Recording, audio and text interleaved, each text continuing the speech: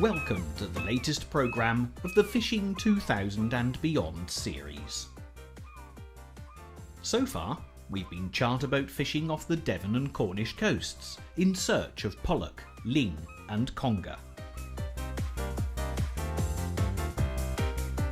We've been big game fishing for blue shark and the mighty marlin, grunt and grown big pullers that are the compelling species for anglers like myself who enjoy a heavyweight tussle.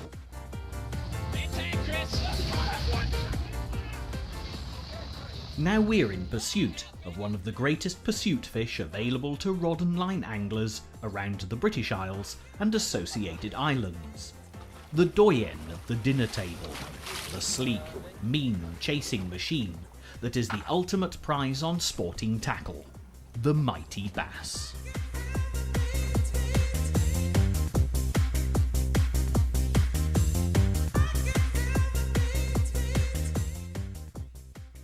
Once available far more widely, it has to be said that this species is now primarily limited to more southern waters, a surprise fish appearing occasionally on a presentation set for other models in other areas.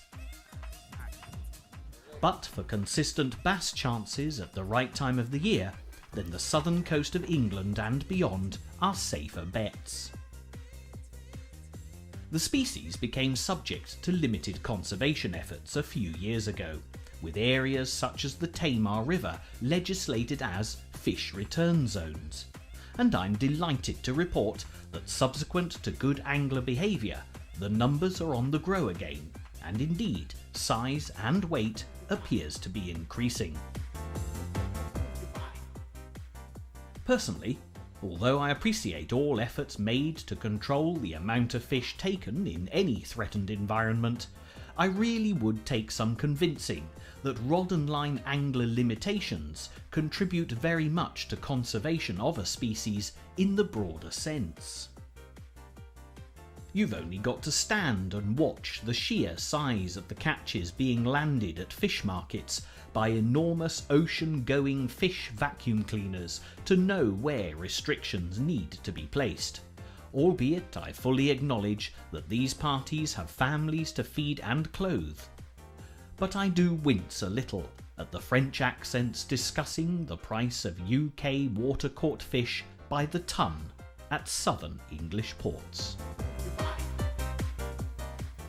Where rod and line anglers can contribute in a good strong moral sense is by the compromise of returning that which is truly not needed for the pot to grow and breed for another day.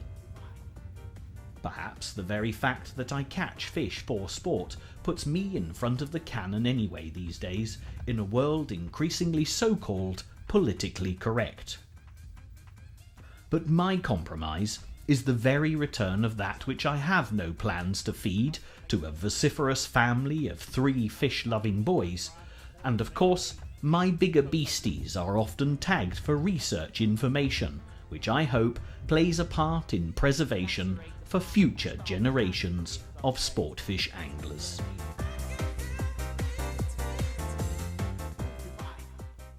"5 years ago, I set out from Weymouth with one of the top chartermen who target the bass as a species, Paul Whittle, aboard his then named offshore rebel.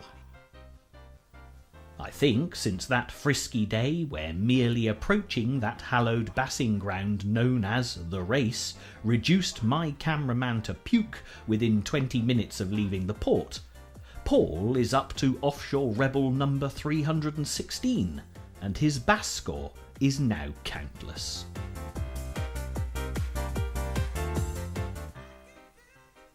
Tempting as it always is to fall back on the reliable pros who have successfully drifted me and camera crews over shoals of expectant and hungry monsters of the deep, I do try and find new and future star skippers and broaden our available horizons wherever possible.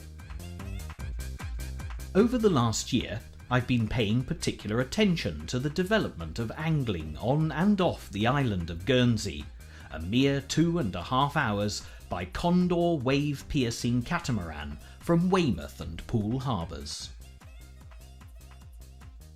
VAT free, slightly warmer, a longer fishing season due to water temperatures and location, and a small but very experienced and developing charter fleet offers a surprising range of angling, from blue shark to black bream.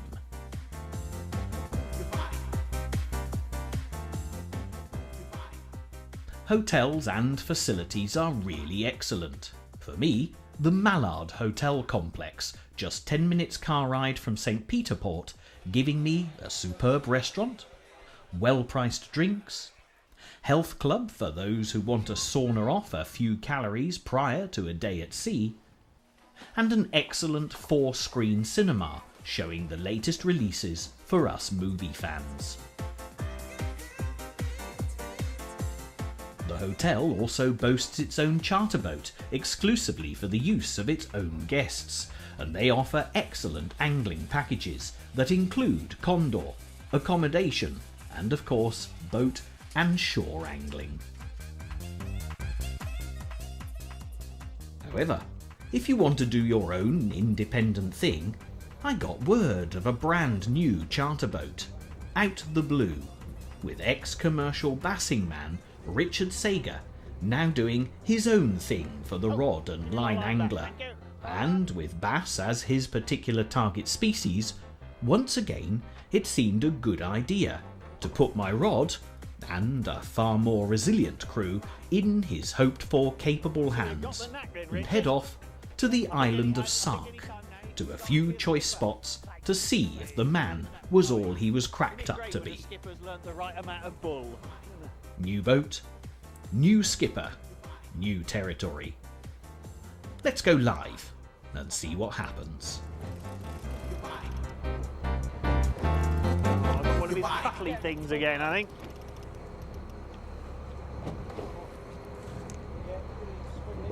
Is this cuddly thing? My target species. Get off, Mr. Squirty. Thank you. Killed me eel. I think we've lost that one. Let's just wind up and have a look and see if we've got any bait left.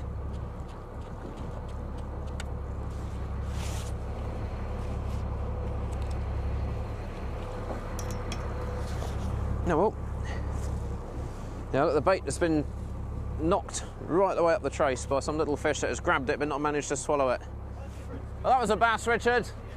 Yeah, he's knocked it right up the trace. Yeah. So, I'll bait up and try again.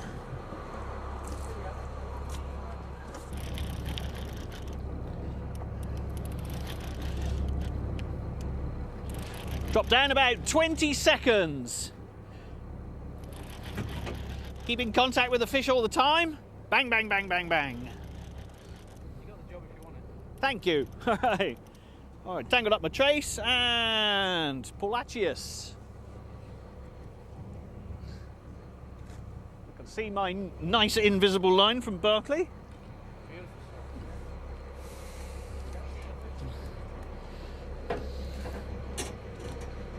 Good high quality pollock out here off the Isle of Guernsey. Good strike, very decisive. Fish are coming on the game. Won't be long now till we hit the first bass of the day. Excellent. Bye bye, my friend. You can always count on the pollock for a good bit of sport.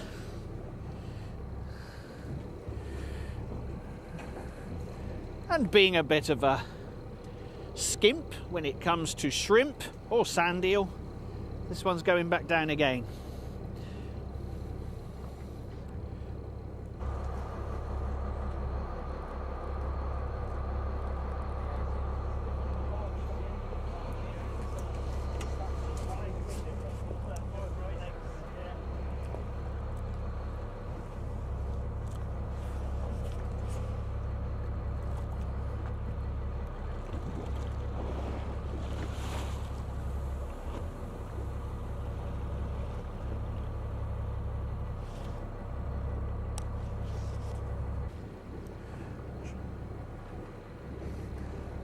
Untangle all that has been tangled.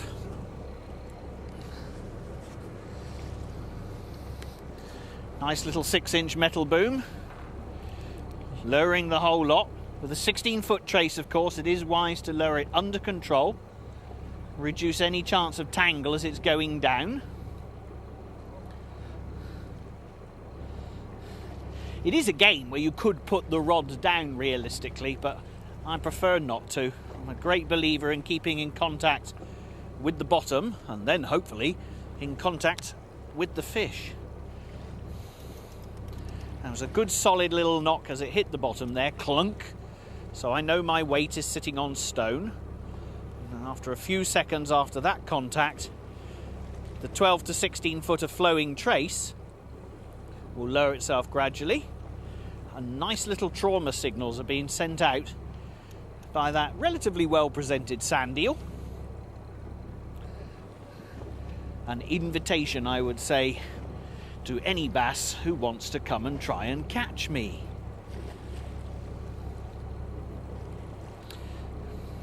The trouble is that I'm not as good a catch as I was last year, because I've lost 1 stone in weight, so I'm not quite the challenge to them that I was. But I'm still a good, respectable size for a human, and I suspect I would be able to accompany quite a large portion of chips.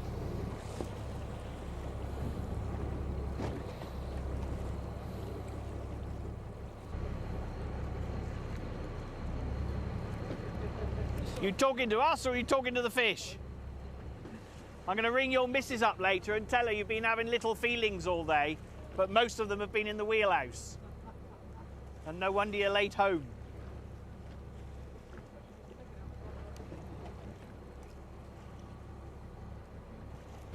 Now look at that, that's a really good telltale sign of when a cuttlefish has got hold of your sand eel.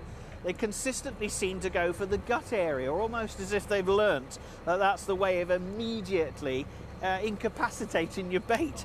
But I mean, there's no messing with that really, is there? There's not much chance that that's going to be any good to anybody, bar a rather turgid old cuttlefish. So I suppose he wins that round.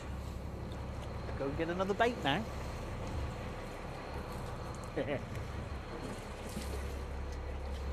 Yeah, there you go.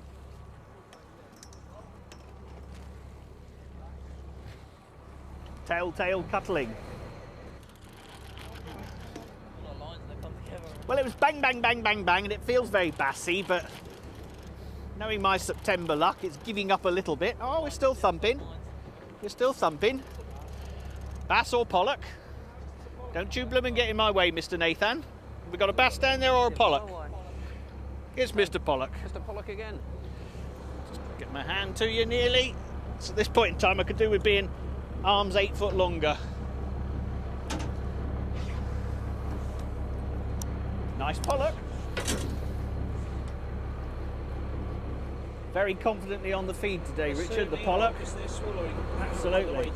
And I was not slow on the hit with that, so he's ahead of me in the speed department. Thank you very much. So back on the brown bass again, Liam. We are indeed. Fishing about 100 foot of water, straight back, straight down, no problem for the fish. Probably the one I caught earlier, although it had got fatter. Unlike me, too many weight jokes, eh? See if we can get him up for the camera to see. Nowhere near me, please.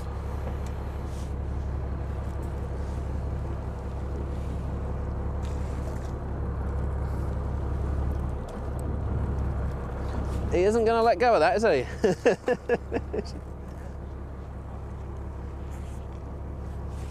Wonderful little creatures they are. They're quite clever as well. Yeah. I better get some more bait, I suppose.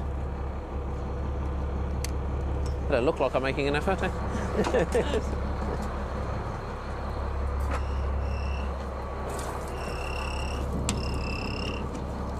It's Mr. Captain Squeaky.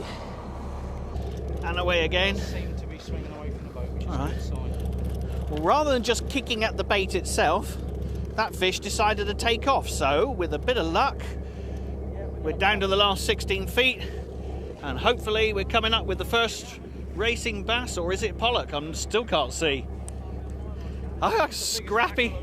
I have got a very scrappy Guernsey mackerel. Look at that go. And have I picked up Nathan again? Here, Nathan, get control. Shooting away from the boat. Absolutely. Right, well, we'll go and handline this with a bit of luck. Well, the action of the fish was exactly what we'd expect from a pollock. So we are genuinely surprised. But it's a stonking great mackerel, and for its pound to size belt, it had a fair bit of power. Once again, possibly normally even for the tea table, that one. But she's going off again. Yes, I think he's bleeding too much to put it back. He It'll is. only die, Keep that so- one. That was either going to be grub now or a bait fish next year after we've frozen it down. Or maybe that's the mackerel out of the way. So now I'm going to have words with our Nathan here, because he's definitely determined to just mildly get in my way. But I think he's a plant by the skipper, because what he's actually doing is making my fish feel heavier.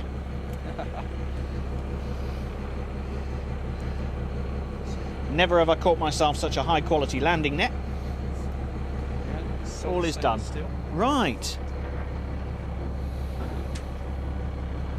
However, it is all good fishing. But we'll carry on banging away, because somewhere amongst there, the bass are definitely on the go. The mackerel was as decisive a hit as the pollock. Am I cleared?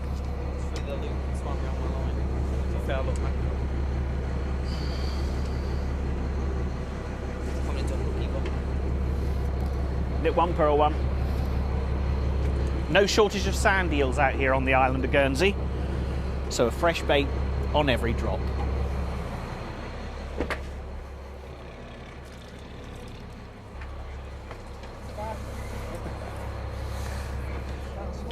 Alrighty, the skipper though sets the trend by bringing us in the first bass of the day.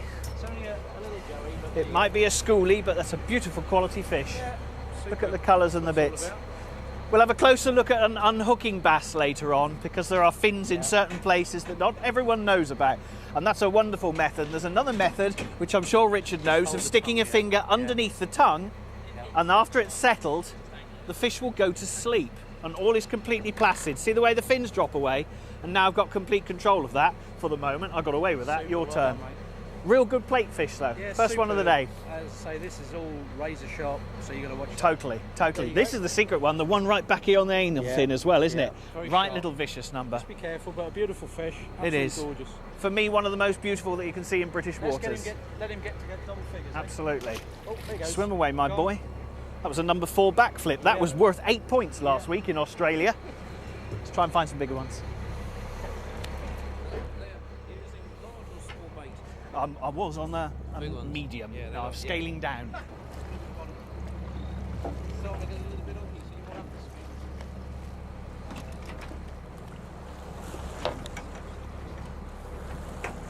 What do we got here? What the? Oh, it's just a little pollock. I'll have to change rods. This rod says pollock on it. That's all I can catch with it. Shoot. I scaled this bait down and started a slow wind, so they're coming in on the retrieve. Might could be a pollock though, because she's gone straight down. Weightier fish though.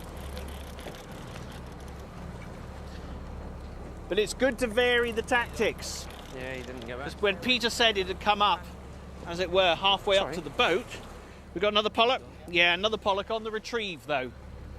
So the fish are nicely aggressive today and feeding confidently. That'll do me. Fourth one. Did I save a bait?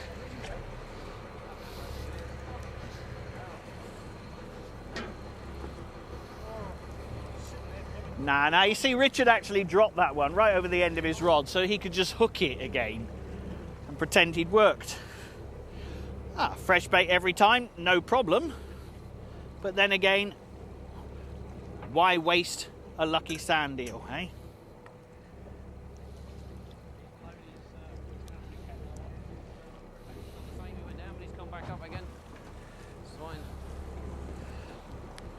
Nah, a bit messy.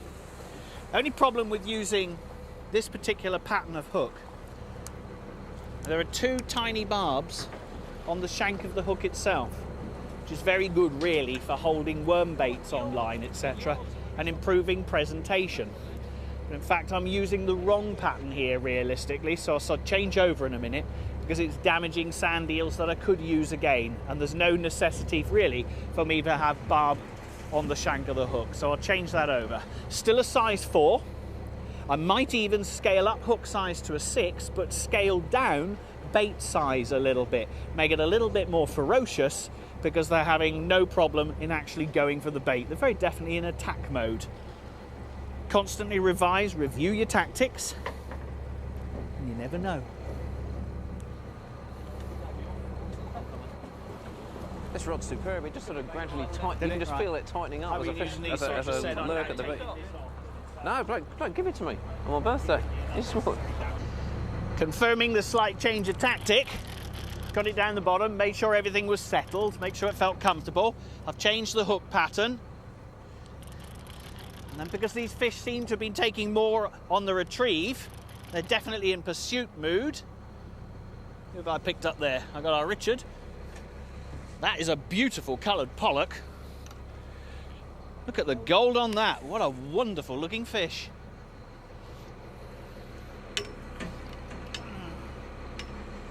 Oh, that's a gorge.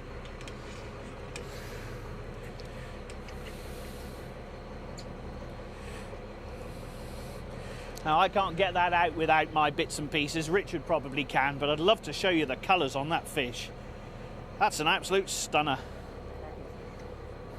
Beautiful. Such a range of colours out here. There's 3 primary different colours, I think, isn't there, in pollock? Yeah, this one's been living that much closer to the reef, which gives him a darker shade. Right. So you think he's more residential than some of the other fish? The kelp keeps the shade darker, you know. That's absolutely beautiful. The ones you catch in the open on the sand, they're very, very light. Yeah. Sandy, creamy colour. That's wonderful. Can you do the honours for me, Richard? I would need to use a tool on that, but you can probably sort me out. Again, these fish are hitting really hard and fast, so it's one area of angling today, thank you sir, not to be complacent with. Hands on the rods at all time, and if I may suggest, I just lift the weight about 2 or 3 inches off the bottom, and then I'm really in contact with my bait as well, and I can feel those little shimmies, those little tremors going through from the sand eels, which keeps me in good contact with my angling.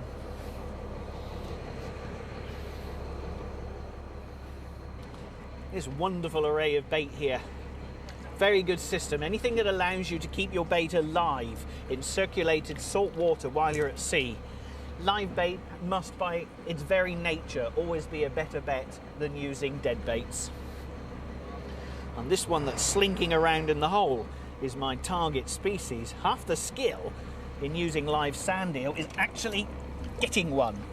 And getting the knack to get the fish confidently without crushing the very life out of its dancing self, but keeping enough hold so you don't have to pursue the fish around the deck of the boat, your dignity receding at every moment.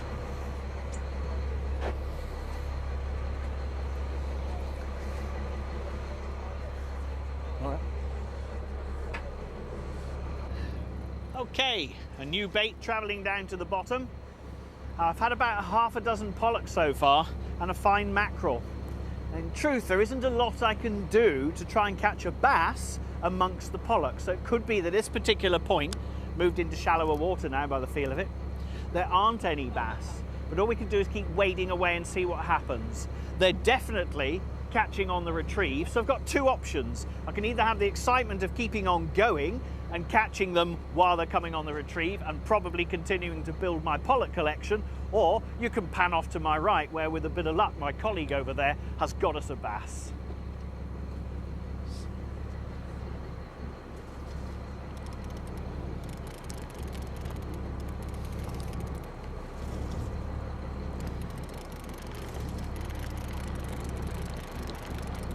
What you got, Nathan? Another pollock.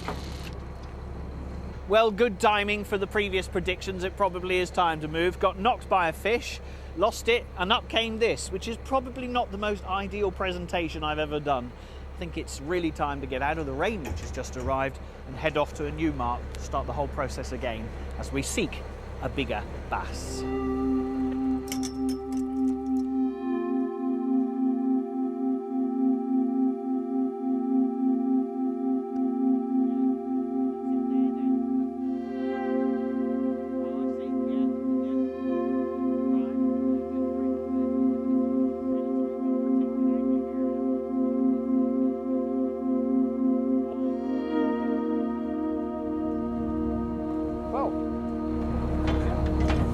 Gorgeous pollock. Yeah. Look at that, what a fatty. Was that take less decisive or not? Because when we were being hit earlier, we were being whacked. Yeah. Didn't get the opinion you got whacked by that fish. Just shouldn't take a... Yeah? Beautiful colouring. Look at that. Eh? It's good 3.5 pounds. Absolutely. It's a bit more encouraging. Yeah.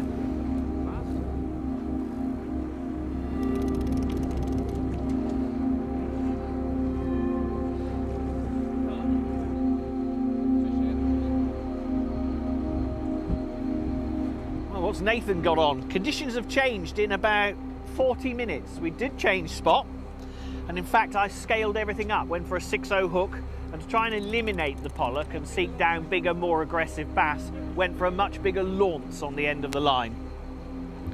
But we are getting besieged by the cuttlefish. He is the species of the day, and they are surprisingly aggressive at what they're doing. Tentative on the takes, fish are hopping on, fish are hopping off. We'll send the camera in that direction and see if Nathan's had any joy.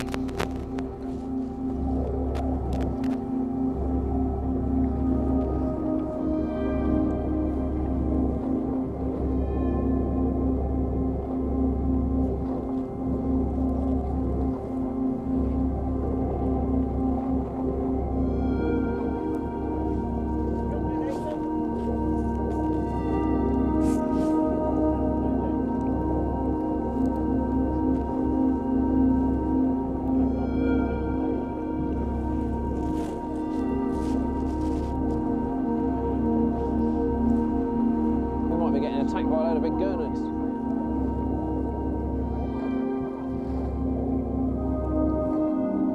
What have we got?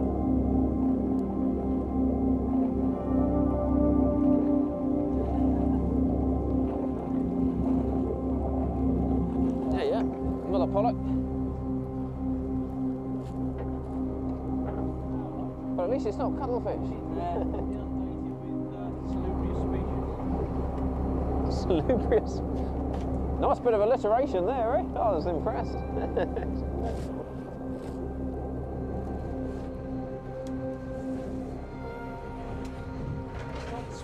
At times like this, you kind of wish you hadn't committed to a title called Liamdale Guide to Bass Fishing. We're sort of wondering if we could take several thousand sleeves and cribble out the word bass and write pollock on it, whether we'd get away with it or not.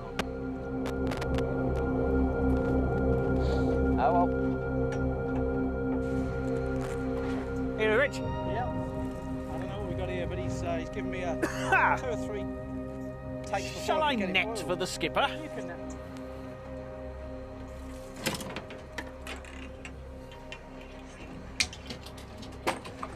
I've brought the net for monsters, and we're bassing again. Good man. Come on, skipper. Do the job. Here we are. We got a bass. Lovely. Nice fish. Underneath the net. Oh, underneath. We'll have another go. Nice bass. Walk back, sir. Walk back. He's a nice fish. Okay. Lovely. And well done. I'll ring you again now. Do I get the job? You got the job. You sort from there. Ah, stunning colours. Look at the white belly on That's this a nice fish. fish. Well done, Richard. What we've actually done is moved back to the first location, and I kid you not, it's been about 1.5 minutes. I was just sorting out a tangle at my end. Skipper's proved the point. Always listen to the skipper, absorb the local knowledge. That's a really beautiful fish. Look at that. Look at the oxygenation going on in these gills at the moment. Fish are very active, coming back on the boil. I suspect we'll have a few more. Hello, my Just beauty. with the turn of the tide, and they've started to come back on again. So Absolutely. let's hopefully we can get some big ones. All right. This one's about £4, £4.5. Very respectable fish. Okay, beautiful fish. Very respectable fish. Going back over. Like that for your day, you've done well. You can't grumble. I'd like to get one now for my day. Beautiful, thank you, Liam. Cleared, nearly. I haven't got a clue what this is. It's a great big plastic bag, probably. Let's have a look. It's a cuttlefish, and let's see if we can have a look at this one without it going gaga and spraying us with crud. So I'll keep the pressure on it and we'll have a little look. Bring her up then, let's have a look in the net. Okay, so he sprays from where, Rich? We're going to find out when I get a face full of gunk. Let's have a look at this extraordinary little creature. Actually, he's going to shoot his ink. Right. Now, this is actually what's been the bane of the day. This bizarre creature has chomped the hell out of it, yeah, scoffed it away. As an eating fish, Beautiful to it's a delicacy, isn't it? Delicacy, But yeah. our biggest concern is getting a face full of black ink, frankly, isn't it? Yeah. And inside here we've got some wicked little teeth. You can probably just see That them area right there, that's what inside he's there. destroying our sand eel baits with. Yeah. And They're very they are comic. big teeth, like almost like a parrot's beak. Two big Yeah. pincers. And it's also, of course, responsible for the backbone that we find on That's beaches. right, yeah, that's in that's there. so So you popular can with see with the shape with of it budgery there, guards, see? etc. Yeah, hear the noise he's making. Yeah, he wants to go back in. So you can see the Surprisingly beautiful- aggressive Look predator at the colours, how he changes from green and blue and pink. And as he gets more outraged. Beautiful. And this is the flesh that we would eat. This you would eat underside. all that. That's beautiful, and it's lovely bait. Makes a lovely bait Yeah. for The size of it. all sorts of things. Like Is that bass his and- parts sticking out here? Do you think, or not? I don't know, but he seems to be attracted to you. Yeah, he is indeed. But I'm not. I'm not kissing him. Let's Right. put him Let's back get where he back deserves before to be. Shoots his ink. Yeah. There you go. Always change colours. He hit the water 'cause it's dark. This is, of course, where we scoop them up off the surface sometimes for bait, isn't it? Yeah. So you know. There he goes. Bizarre. Take our bait for the next drift. Yeah. What a wonderful little creature. That was an incident where we managed to get through looking at one without being spat on, which certainly makes a change in my life. Look at the size of that launce, hey? That's going to catch the bass from hell. With a bit of luck, the size of this sand eel.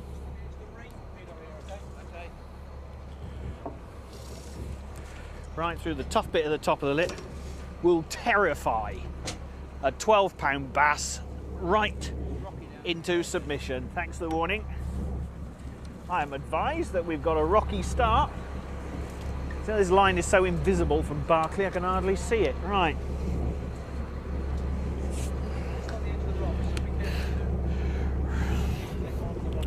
We're currently right on the edge of the rock. So will we rock or will we roll?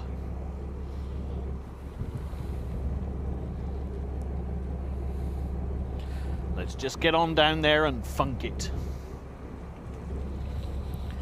Did you forget the idea I might be a 70s child?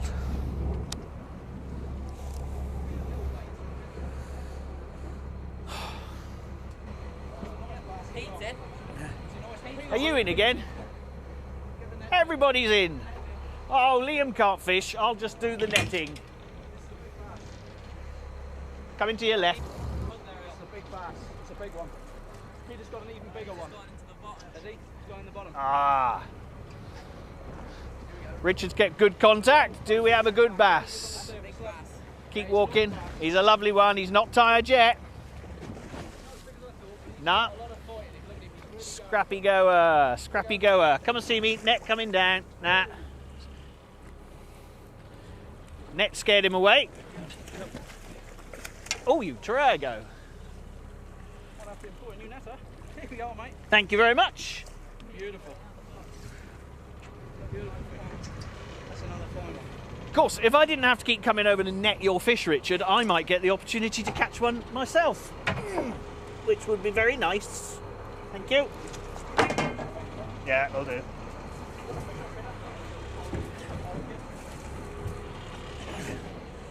That's the way to pick them up. Well, at least even if I'm not catching it, I do get a chance to hold it. Look at the awareness of that bass now, and down we go, off to sleep. Not a game to play unless you're utterly confident with it, and once you've made a commitment to grab it below the tongue, firmly, don't hesitate, do it, but don't change your mind, because if the fish becomes aware of it, then he'll go like that and have another crack. Yeah, beautiful. Richard, you're slaying them now. If you don't mind, I'll have a little go myself. Yeah. Now I've learnt your technique. No problem. You are a beaut.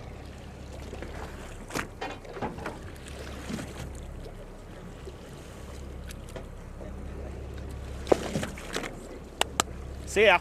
You on? Yep. Lovely job. Okay. Right, lines up.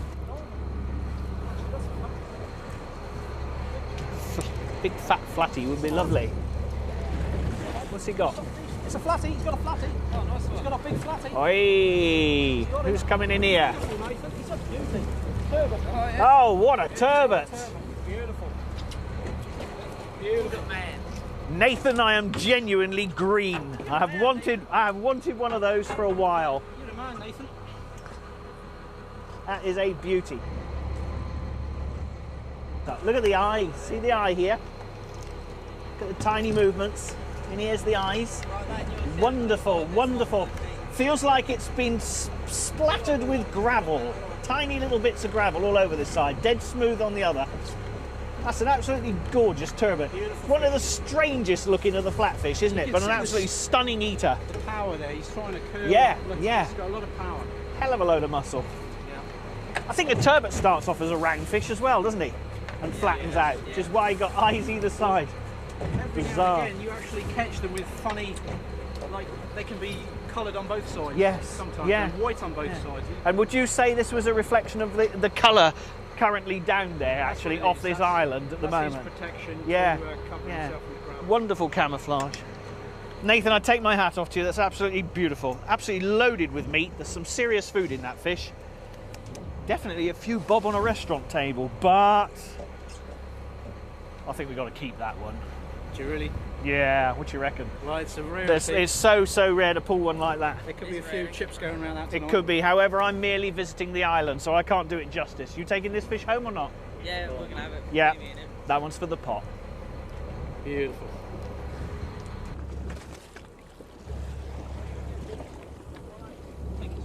Nearly there, mate. Just got to undoodly.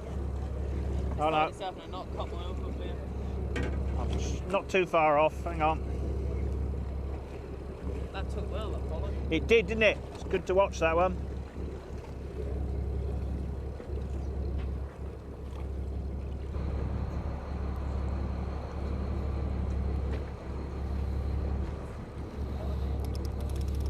Another pollock. Big pollock and fish on for me. No, I got the line. Okay. Big pollock though. Nice pollock.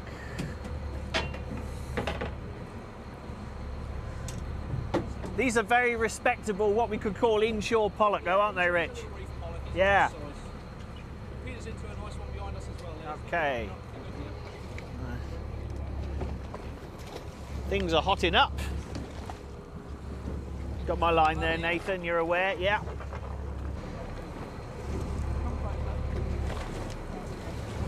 Oh, give me my line back, thank you. Well done.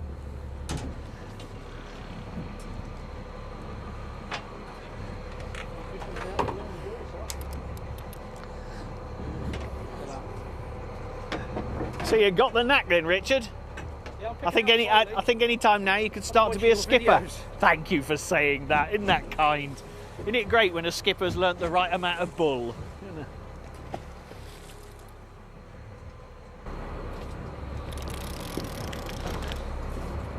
Nah, you bloody cuttle. Cuttle.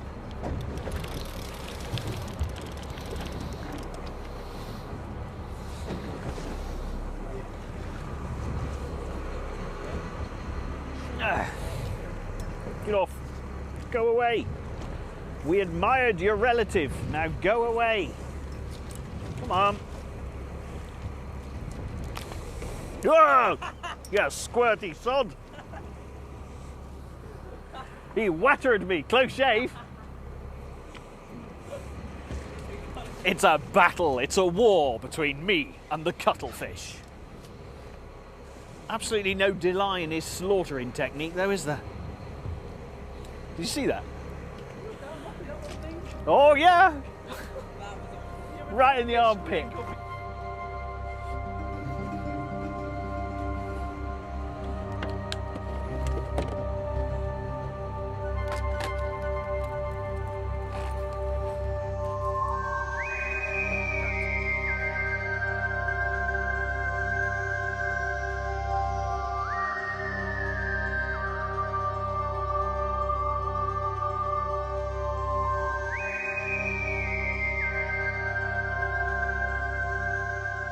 Well, despite all efforts for another couple of hours, we saw not another bass. Millions of pollock. Some were quite a considerable size, and of course we continued to be under siege from invading cuttlefish who had a fine time munching their way through our sand eel stock.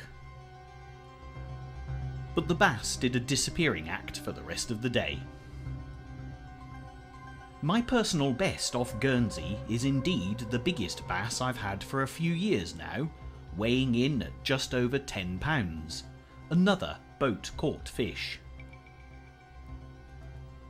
I don't want to spend too long looking at tackle, but I'd like to draw your attention to a new model of rod I've come across. Produced by Gemini, I've been particularly impressed by their new uptide and boat fishing range. They're very good quality, and to put one through its paces, I took it out to Egypt to have a bash at Nile perch, one of my particular passions. Top fish so far is £79, so there'll be no loss of faith when it comes to aiming these rods at the best and biggest of British. Loaded with £15 mainline, terminal tackle is simple. A 16-foot long trace attached to a 6-inch wire or plastic boom with a swivel halfway along the trace to reduce line twist. On the end, hook size from a 3/0 to 6/0, dependent on circumstances. Bait up with live sand eel in season, and big squid, worm or fish baits during winter months. Anglers say if you want to go fishing, fish from the shore. If you want to catch fish, fish from a boat. And these days, sadly, I'd have to agree. We're in danger of running out of programme time here before we get a chance to look at shore fishing. So, as we've had a full day of angling action and little time to look at techniques and approach, perhaps we should reduce the showing off factor and turn the rest of our limited time to listening to some useful tips and advice from far more experienced shore anglers than myself. I had the good fortune to bump into the editors of Total Sea Fishing whilst on Guernsey, Gentleman Jim Whippy and his very tall colleague Dave Barham. The weather closed in, surf was starting to pound. Conditions looked good for shore fishing for bass. So let's join them on a windy beach and hear what they've got to say about the topic. It'll make a change to listen to somebody else's voice for a while. Intrusive to get in the car.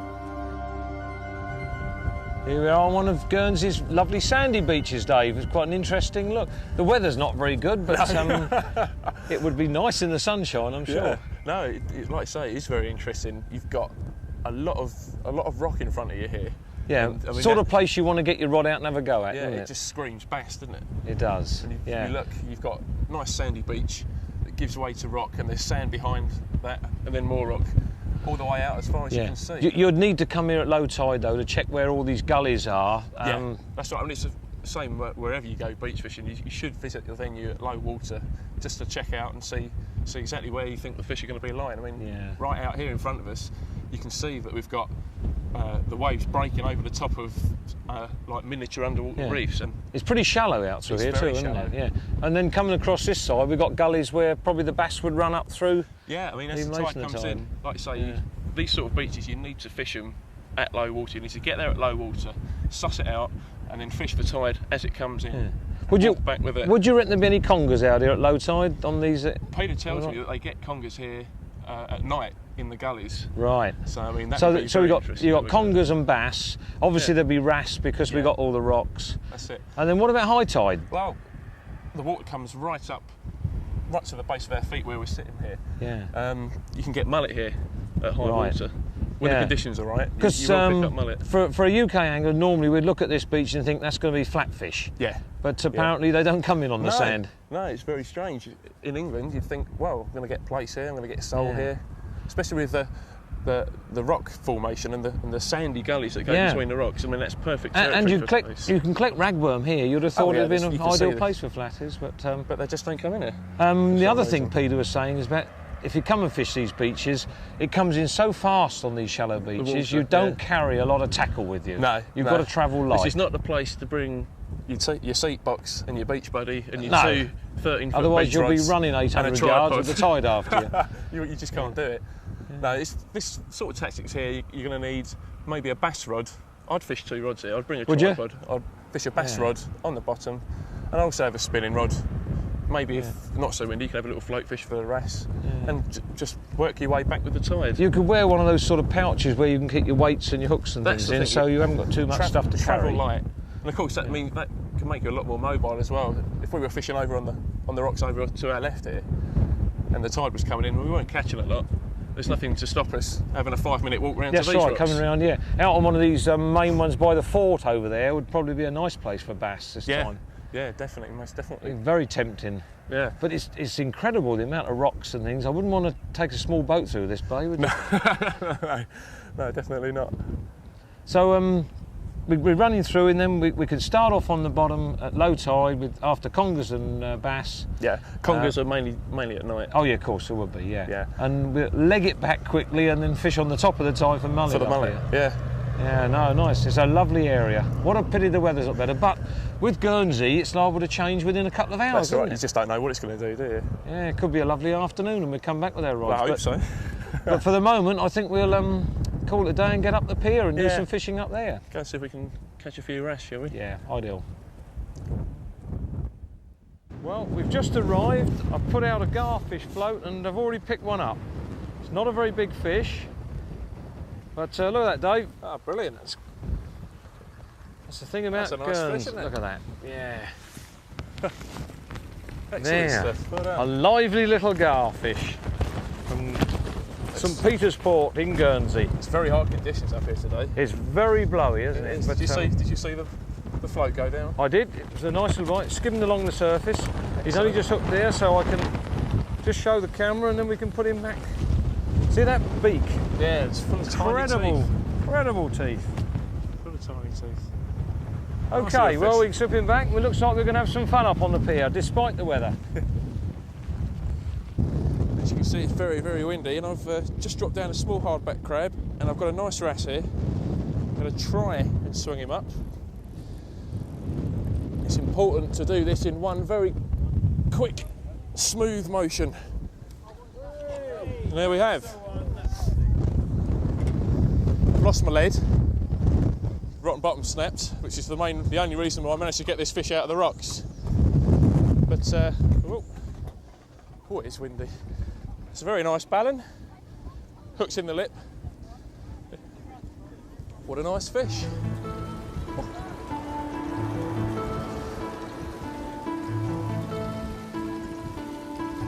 Get the hook out. Right, let's put him back in. Not a lot of bass caught off piers these days, but any port in a storm, as it were. Garfish, wrasse and mackerel at least offer some consolation. One of the busier techniques of tempting bass from the shore is lure fishing. And as Dave's the only one of us tall enough to probably actually reach the wrasse as they break surface, we'll leave him pier fishing and head with Gentleman Jim and island tackle shop owner Peter Perriot for a more sheltered spot on the other side of the island for a little tuition at this active approach. I'll let you take over with that. That's all right, isn't it? It gives us another species, doesn't it? I'm having a bit of a rest from float fishing, Pete. You're doing spinning. Give us a rundown on spinning off the rocks here. Right, well, that was convenient, Jim, so I've just got my lure in. That's a nice... Yeah, what we're looking at here, the sea is full of small sand eels, and obviously this moving through the water gives a pretty fair representation of a small sand eel. Certainly does. Gives us the best chance, really, of catching a fish. When there's a lot of bait about, the fish can pick and choose what they're eating, and something that's moving is got more chance of attracting an attack from a predator than just a piece of bait floating around. Yeah. Is that a good idea while the tide's slack like this? Is it something that might sort of activate them? Well, yeah, as the tide is starting to flow now, so we should see a bit more action as things get moving. You got a fair cast with that rod. Yeah, well, the secret of my success there, Jim, is we're using one of these new braided lines with no stretch, and of course that loads all the power straight into the rod. It's very, very thin, so there's little air resistance. And you've got a very direct bite, so you've got That's to pull right. on there. And then what we do is we count the lure down, keep track of how many seconds it's sunk for, and then spin back. If you get a bite, you've got a fair idea then what depth to let it go back down to again to repeat the process. Yeah. And you presumably work it different angles? Yeah, we across try the different speeds. Occasionally you can give the rod a jerk like that just to give a bit of extra life to the lure. Yeah. And just generally try and make the thing interesting. I mean, most fish will feed in reaction to a little flash of the scales of a small bait turning in the light. So if we can achieve that, we should spark off a natural instinct. I notice you're using one of the ringless rods. Yes. You like those, do you? I love these. I mean, the feel of one of these things when you cast is superb. They're when you're lure fishing, there's lots of treble hooks hanging around the place. There's nothing for them to snag up in. That's true. It's just really clean and simple and very, very effective indeed. Yeah, I'm quite amazed you're using the braided line for this sort of thing, but I can see the reason why. But I would reckon with a 1 ounce spinner like that, I can probably cast 50% further with a braided line than what I could do with the equivalent breaking strainer nylon. Yeah. That's quite amazing. It is. And of course, you don't miss many bites because the fish has only got to brush against that. There's absolutely no stretch in the line, and instantly it's up against the curve of the rod and it's hooked. And then it's down to the rod to play it in. That's and right. a well-set drag. No? Of course. Oh, well, let's hope you have more success. I'm going to go back and get my float out again, I think. OK, Jim, well, things will liven up as the tide comes in, I'm sure. Great.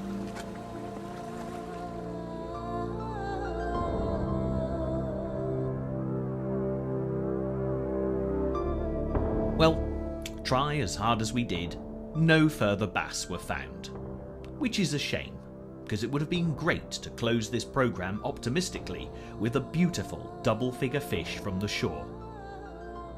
But that experience is unusual these days, even more so when a camera is pointed at the sea, despite the gradual recovery of the species. Last year it might have been possible. This year, the bigger beasties are proving harder to find. But that's bass fishing for you. Whether you choose boat or shore, the sheer achievement of actually hooking one has to be put into a true perspective.